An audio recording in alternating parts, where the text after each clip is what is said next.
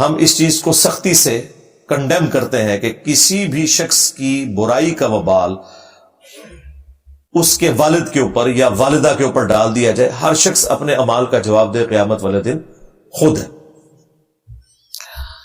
اسی طریقے سے آپ دیکھیں قاتلین حسین کا جو سرغنہ تھا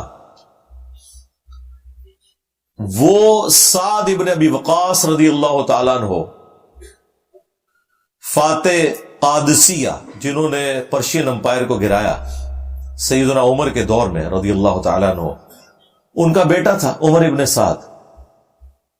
اب کوئی کہہ سکتا ہے کہ بھئی عمر ابن سعد کی یہ تربیت کی ہوئی تھی سعد ابن ابی وقاص نے؟ نہیں، وہ اپنے اعمال کا خود جواب دے. اور یہاں تو یہ مسلمان بھی تھا. چلیں پیغمبروں کے کیس میں تو میں نے آپ کو ایکسٹریم کفر والی مثال دی، یہ تو مسلمان تھا، لیکن وہ اپنے اعمال کا جواب دے خود ہے.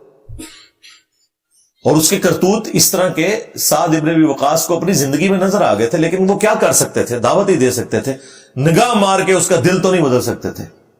ہاں، یہ بابا ہی کر سکتے ہیں. ہاں دیکھیں، ہر چیز سے یہ رزلٹ نکلتا ہے کہ انہوں نے آپ کو جھوٹا دین بتایا کہ جی وہ بزرگ جو ہیں وہ نگاہ مار کے دل بدل دیتے ہیں.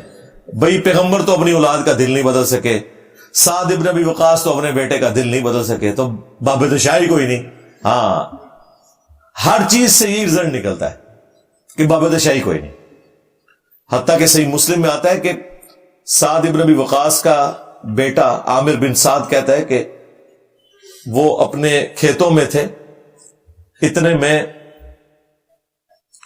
ان کا یہ دوسرا بیٹا عمر ابن سعد اونٹ پہ یا گھوڑے پر سوار ہو کے سامنے سے آیا. تو سعد ابن ابی وقاص نے اس کو دیکھتے ہی کہا کہ اے اللہ، اس سوار کے شر سے میں تیری پناہ میں آتا ہوں. اپنے بیٹے کے بارے میں کہہ رہے ہیں، ابھی کربلا ہوئی نہیں، یہ بہت پہلے کی بات ہے، کیونکہ سعد ابن ابی وقاص تو 56 ہجری میں فوت ہو گئے، کربلا ہوئی ہے 61 ہجری میں. تو اگر ان کی زندگی کا آخری واقعہ بھی ہوئی ہے تب بھی ایٹ لیسٹ یہ 5 سال پہلے بات ہے واقعہ کربلا سے. اور وہ جیسے ہی سواری سے اترا وہ کہتا ہے ابا جان دیکھیں لوگ تو خلافت کے معاملے میں تگو دو کر رہے ہیں اور آپ ادھر اپنے کھیتوں میں مصروف ہیں، آئے آپ بھی کوئی حکومت کا عہدہ حاصل کرنے کی کوشش کریں.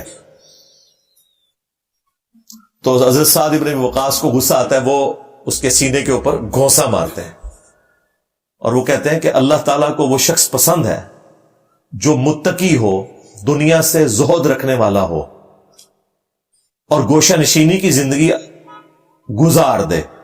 وہ اللہ تعالیٰ کو زیادہ محبوب ہے بجائے ایسے شخص کے کہ جو حکومتی عہدہ سنبھالے. یہ گوشہ نشینی سے مراد وہ جنگلوں کے پتے کھانا نہیں ہے. ہاں، آپ کو کہتے ہیں عبد القادر جیلانی جو 40 سال تک جنگلوں کے پتے کھاتے رہے.